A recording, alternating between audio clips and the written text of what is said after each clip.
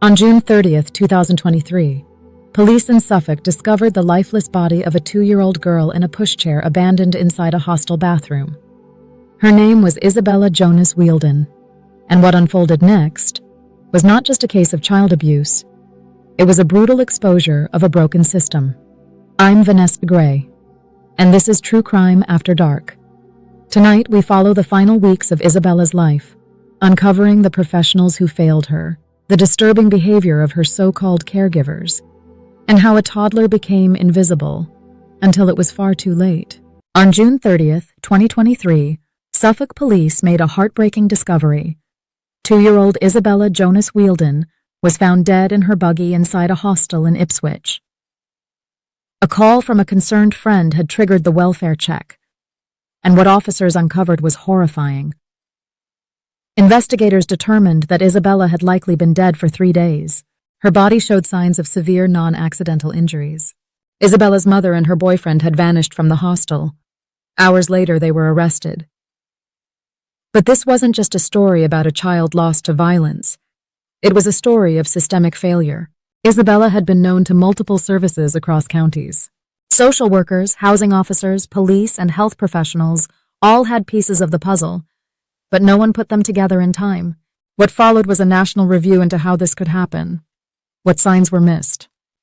What chances to intervene were ignored? And how did a vulnerable toddler slip through the cracks? Isabella Jonas-Wheildon was born in 2020 in central Bedfordshire. From the beginning, she was described by family as joyful, clever, and full of spirit. She loved watching Paw Patrol, cuddles with her mum, and being center of attention in a large and loving extended family. But, behind the scenes, Isabella's home life was already showing signs of fragility. Her mother, Chelsea Gleason Mitchell, had a long history of mental health struggles, including depression, anxiety, and previous suicide attempts. She was also undergoing assessments for ADHD and autism. Despite these vulnerabilities, professionals failed to fully explore what this might mean for her ability to safely parent a child.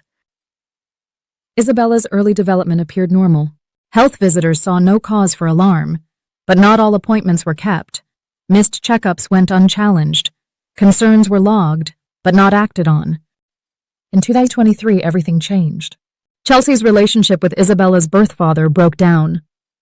She moved quickly into a new relationship with Scott Jeff, a man whose background should have raised alarm bells across every service involved.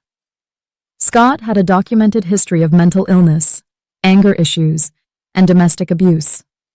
He was controlling, volatile, and later described by witnesses as manipulative and intimidating. As the relationship escalated, Isabella's visibility to professionals and family members started to shrink.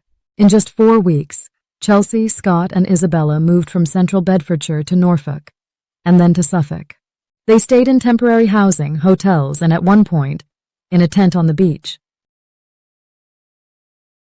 In the final months of Isabella's life, she was no longer attending nursery. Her birth father had been cut off from all contact, and the only people who knew where she was were Chelsea and Scott. The family were moving fast. On June 1st, they left Bedfordshire and traveled to Great Yarmouth. No forwarding address, no safety plan. No contact with any key professionals. A few days later, Isabella's maternal grandmother grew worried. She hadn't heard from Chelsea in days. She called Hertfordshire police, trying to report them missing. But the report was closed with no action. The grandmother and aunt even drove to Norfolk and begged for help at the local police station, but they say no one took them seriously.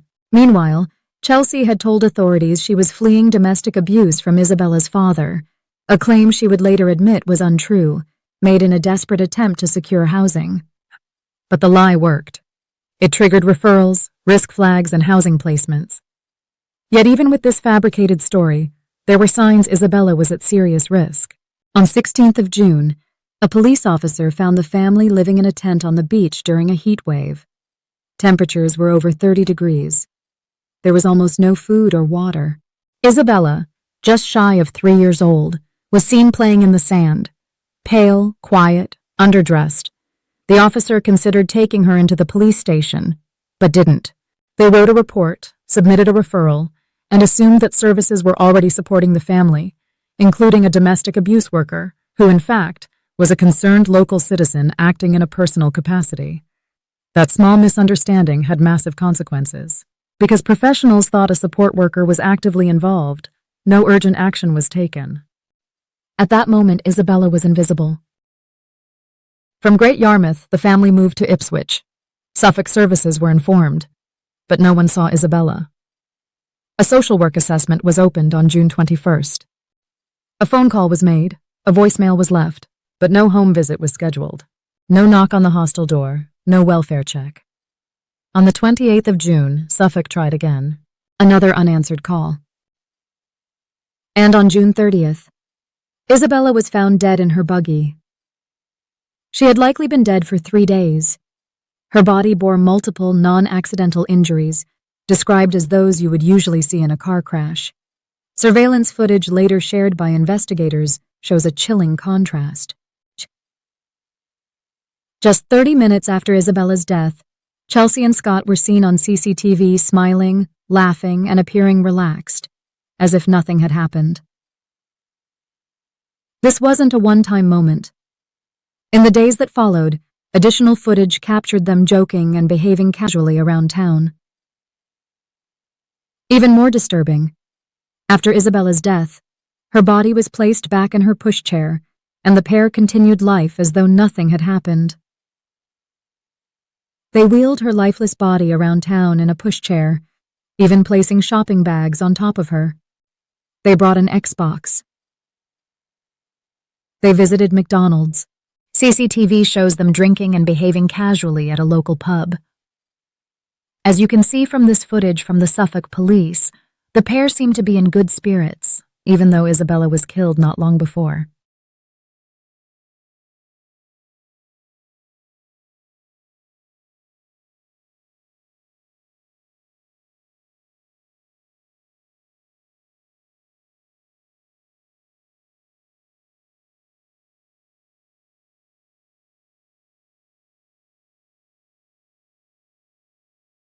The couple wheeled her through the streets of Ipswich, before eventually hiding her in a bathroom at the supported housing unit where they were staying.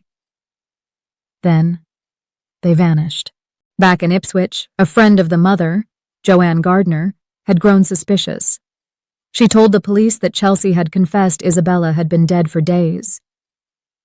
Officers raced to the supported housing unit, and there, under a pile of blankets in a pushchair, they found Isabella's lifeless body. Following their arrest in the early hours of July 1st, a deep dive into the couple's phones revealed something even more unsettling. Police uncovered a trail of text messages and internet searches that painted a dark picture.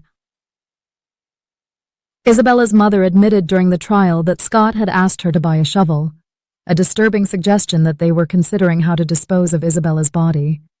In the days after Isabella's death, the couple searched for ways to leave the country. It was clear they were planning to run, but their attempt to vanish was short-lived. The court heard that the injuries Isabella suffered were so severe, they were usually only seen in high-speed car crashes or extreme blunt force trauma. A bone marrow embolism, caused by catastrophic skeletal damage, was ultimately what ended her life. Shocking details emerged. Traces of Class A and B drugs in her system, cold showers used as punishment, and brutal violence allegedly triggered by something as minor as potty training struggles. Eventually, police tracked them down and arrested them in the early hours of July 1st. The court was told that Isabella's mother stood by while her daughter was kicked, stamped on, and subjected to cold showers, explaining later that she believed it was just a phase her partner was going through. She claimed she was isolated, without access to a phone or money. A domestic abuse charity stated this type of control can be a tactic to trap victims, but police found no evidence that she was prevented from seeking help or escaping the situation. Her role, they said, remained deeply significant. Isabella's family, heartbroken, sat through the trial. Her father, Thomas Wheildon, spoke publicly. He said, "Isabella was the most wonderful addition to my life. She was an extension of me, and I miss her every day. Her life was tragically cut short by you wicked, sadistic, and vile people." There were multiple missed opportunities to save Isabella's life. The serious case review concluded that no joined-up picture was ever created. Health, housing, mental health services, social care. They all had pieces of the puzzle, but no one pulled them together. Scott had a documented history of domestic abuse and was suspected of coercive control over Chelsea. He had a prior partner who later came forward to say he had assaulted her, strangled her, and isolated her from friends and family. None of this was known to the professionals responsible for safeguarding Isabella. And then there were the moments, the windows, when action might have made a difference. And when the family were found rough sleeping on a beach, and Isabella's basic needs were clearly unmet, no action was taken. When police saw bruises, or when witnesses later described Isabella as pale and overquiet, no referrals were made. When Suffolk Social Care opened an assessment but never physically saw Isabella before her death, that decision cost precious time. Throughout June 2023, Isabella was effectively invisible. Agencies assumed someone else was helping. The presence of a concerned citizen was mistaken for professional oversight. Reports focused on homelessness and domestic abuse, not on the child at the center of it all. And that was perhaps the greatest failure of all. Isabella, a toddler, nonverbal, dependent on adults for everything, was not seen, not heard, and not protected. The review makes clear, had professionals focused more on her lived experience and less on the adults' narratives, her death might have been prevented. One of the most shocking elements of this case wasn't just the individual oversights. It was how easily Isabella disappeared from the system altogether. Between central Bedfordshire, Norfolk, and Suffolk, her case bounced between at least 4 different local authority areas, and in every move, something was lost. Context, urgency, or oversight. It became what the report described as episodic safeguarding. Each agency dealing with a sliver of the problem, without ever seeing the whole picture. For example, when Bedfordshire passed the case to Norfolk, Norfolk believed Central Bedfordshire were still managing it. Then Suffolk took over, and had to start almost from scratch. No joint visit, no strategy discussion, no agreed plan. And all the while, Isabella's situation was becoming more dangerous. The system also failed to manage information flow. Chelsea Gleason Mitchell. History of mental health concerns, known to adult mental health services, but never shared with children's social care. Scott's diagnosis of ADHD, history of violent outbursts, and high-risk mental health assessments, all in his file, but no one looked. Multiple police forces had fragments of the story, but didn't cross-refer when the family moved between counties. Even the hostel where Isabella was found dead wasn't aware that a safeguarding referral had been made.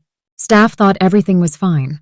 The Serious Case Review called for national cross-border protocols, something that, shockingly, still doesn't exist in any formal way for children not already on protection plans.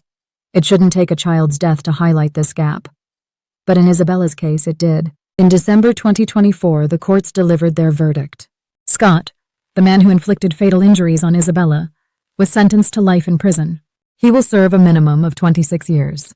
Isabella's mother, Chelsea, pleaded guilty to causing or allowing her daughter's death. She received a 10-year sentence. Judge Mr. Justice, Neil Garnham, said the following: Jeff subjected his partner's daughter to a cruel campaign of violence and abuse. There she was, a 2-year-old child, totally dependent on the two of you, shut in a room with a grown man who had already broken both her arms, and then within days refractured those broken bones, who had shattered her pelvis with a kick or a stamp to her groin, and who then kicked her between the legs or stamped on her again. Those attacks, Mr. Jeff, were monstrous. In the months that followed, safeguarding partnerships across Suffolk, Bedfordshire, and Norfolk implemented urgent changes. Suffolk revised their child protection protocols, requiring children to be seen within 24 hours of a case being allocated. Housing services introduced new training on safeguarding and domestic abuse dynamics, and new escalation routes were created to stop concerns from being ignored when families move between areas. But there are still national gaps that professionals warn remain dangerous. Found no consistent way to track high-risk families across council borders. No universal flagging system when children vanish from nurseries or health services. And no requirement for joint visits when multiple agencies raise concerns. Isabella's story didn't just expose one family's tragedy, It exposed a system struggling to keep up, but ultimately, Scott and Chelsea caused the brutal death of the innocent life. In their interviews, Isabella's family described her as fearless, cheeky, and full of life. Following Chelsea and Scott's conviction, Jade Anglum, Chelsea's sister, said, "Nearly 18 months have passed without our beautiful Isabella. She was the shining light of all of our lives, and in just 2.5 years she brought us so much happiness. There aren't enough words to describe how much she truly meant to us. Not only have we lost a girl so perfect, we've had all the future memories we were looking forward to taken." She added, "I will never see her smile or hear her laugh again. The impact of losing her has been horrific for me and everyone in her family." She loved cartoons, dressing up, and cuddling her mom. They told the review they wanted her real name to be used, because she mattered. Her name was Isabella. She wasn't just a statistic. She was a little girl who deserved to be safe, to be seen, and to be loved without fear. Her story must not be forgotten, and the lessons from her life must lead to change. Thank you for listening to this episode. If you have been affected by the topics discussed in this episode, find some useful contacts of support below. Please like and comment, and why not subscribe for more in-depth cases with Vanessa Gray. New episodes drop every Sunday, so I hope to see you then. Stay safe.